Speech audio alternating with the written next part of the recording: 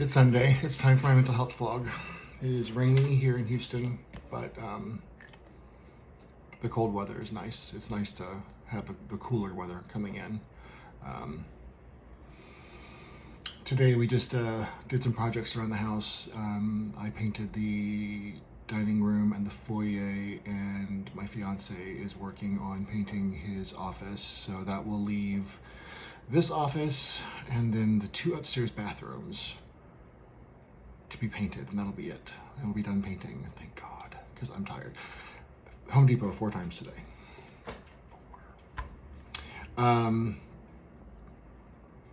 Let's talk about that for a minute.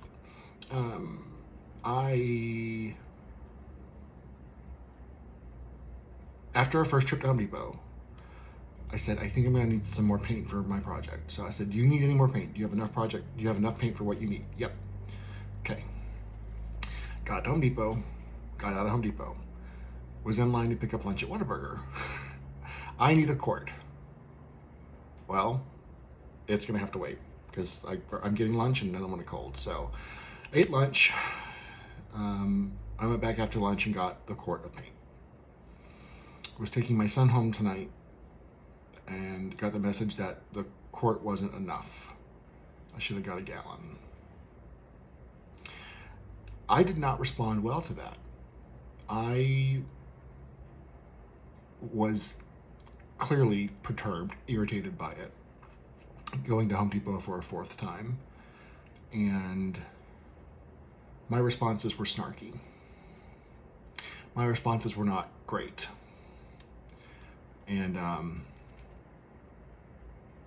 was being very curt, and it was very clear that I was unhappy with having to go back to Home Depot for a 4th time. And yeah, it sucked, but I didn't need to be rude to my fiance. That's too much like my dad. And I don't want to be like that. So, gotta work on that. I did apologize. I did explain that it was frustrating having to go back to Home Depot for a 4th time, especially when the 3rd time was for paint for that room, and the 4th time was also for paint for that room. So that was irritating. But regardless of how irritated I was, being rude to my fiance was just uncalled for, and I apologized for it. But it doesn't change the fact that I'm still a little irritated by it. But I don't need to be a dick.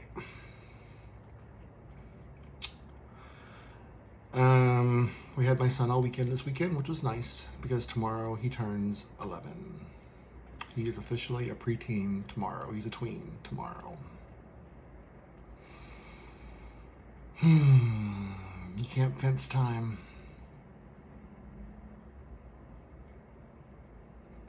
He has a little mustache. I sent my ex a text message. I'm like, you know, our son has a mustache. And he's like, is it a milk mustache? I'm like, no, there's hair on his upper lip. He has like a consistent little line of hair. He has a mustache. Are you sure it's not dirt? Did he wash his face? I'm like, look at it when I drop him off. He has a mustache. So our little boy is continuing to grow up and turn into a young man. I just hope that he's not a dick too. Speaking of my ex and his partner, who many of you know, we had just introduced into our relationship before everything went to shit in 2019. So my ex and his, I don't really know what they are, boyfriend, fiance, I really don't know. I've seen both, so. And he and I, he's the one that I ended up punching and having to do my deferred adjudication for assault charges. I think that the boyfriend who lives with my ex and has been involved with my son's life since before I moved out, I think he's ready to start talking and to bridge the connections between, ideally, the four of us, to be the most effective parenting team for our son. So it came about in a little bit of a weird way, and I won't get into that, but I'm thrilled with the fact, because I've been ready to extend the olive branch, whatever I needed to do to mend those fences. But it sounds like he's ready to start having that and started dialogue, and I'm very excited about that, because that is absolutely the direction that I want to go in for my son. Like, when he goes to graduate, I want all four of us to be there. When he got his black belt, we all weren't there. And it's not fair to him.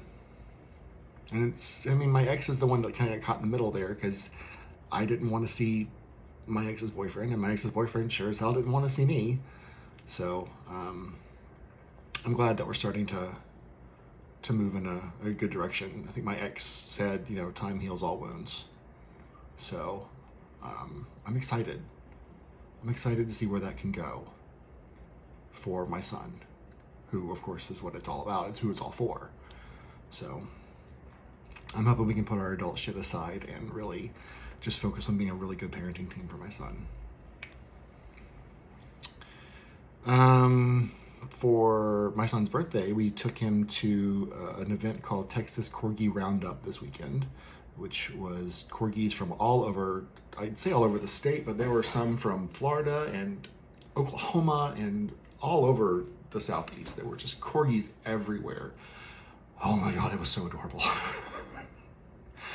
And I love our corgi. He's a grumpy old potato. He's 10 years old. He is a grumpy old potato, but I love him to death. Even when he pisses me off just by barking nonstop, which is honestly what corgis do. And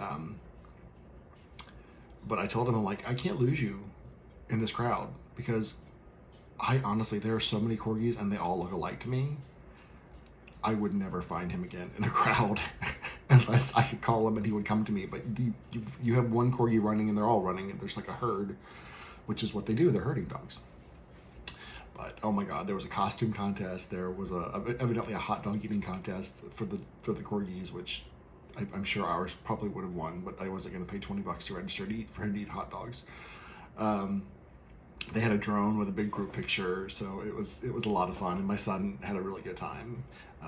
My son loves the doggos, and he loves animals, and he had a really good time.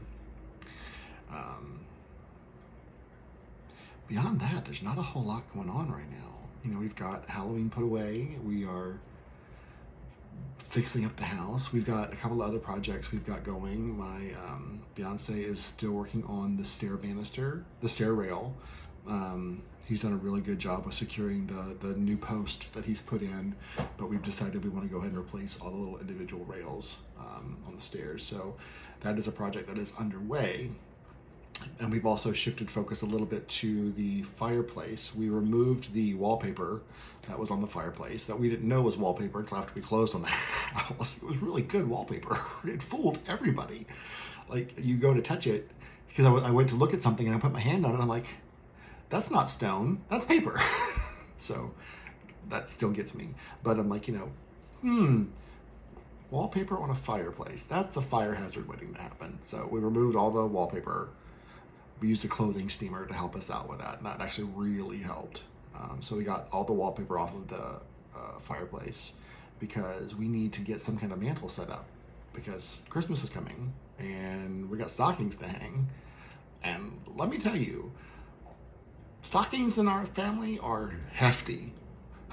Like, you can't put like a 3M strip on a wall and hope that it's going to hold Christmas morning, because I can guarantee you it won't. It will pull something off the wall before the hook, whatever.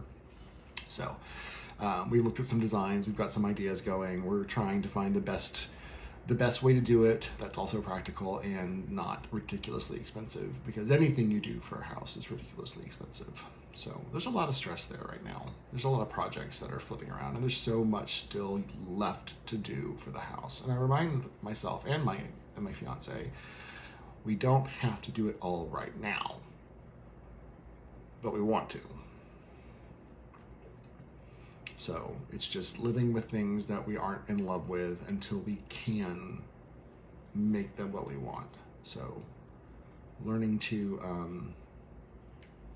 live with things like that, because the reality is we don't have the finances to just do everything we want to do, fix everything we want to fix, hire the people we need to hire. There's a list of projects, and we're just going to work our way through them as best we can. Oh, it's a big list. But,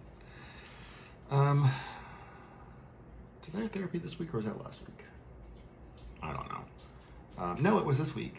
I did have therapy this week, and I always enjoy talking to my therapist. And she said, I'm going to tell you something I'm not supposed to. I'm like, okay. I went to see Beetlejuice the musical. I'm like, oh, I'm super excited about that. We're going to see it in March. She's like, mm-hmm. I kept thinking the entire time, I wish you were here with me because of how much you would enjoy it. She's like, I'm not supposed to say things like that to my patients. I'm like, no, that's awesome. I loved it. And you know, she and I have a very special relationship. And that's why I was so distraught when my insurance would no longer, or they no longer took my insurance, and I was afraid I was going to have to leave, but we found a way to make it happen using my flexible healthcare savings account and budgeted better for it. And having a healthcare team, having a medical team, your personal medical team is so essential. It's your doctor, it's your dentist, it's your eye doctor if that's necessary. It's your OBGYN if that applies to you. And it's also your therapist and your psychiatrist, because they're critical parts of your health. Mental health is just as important as any other aspect of your health. I've been saying that for years, and I will continue to say it. So if you think I don't need to talk to anybody, you are wrong. Everybody needs a little bit of help navigating the world, and I'm just tickled pink that I have mine.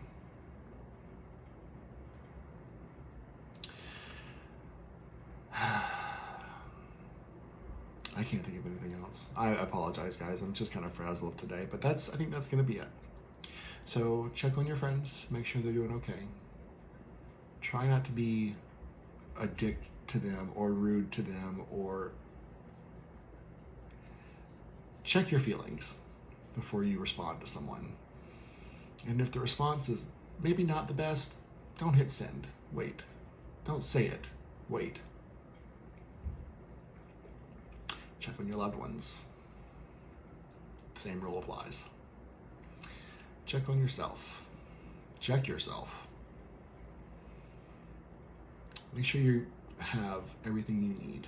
Make sure if there's something that you've identified that you do need, make sure you have a plan to incorporate it into your life. If you don't have the luxury of being able to access mental health, I definitely recommend, if you are religious or spiritual at all, if you attend any kind of church or any kind of organized religion type thing, at least, maybe talk to the leader of that church or organization, and just get a little bit of guidance. Everyone needs it. Seeing things from a different perspective can change everything. Having someone else see it can also change everything. All right, I'm rambling at this point, guys. I love you.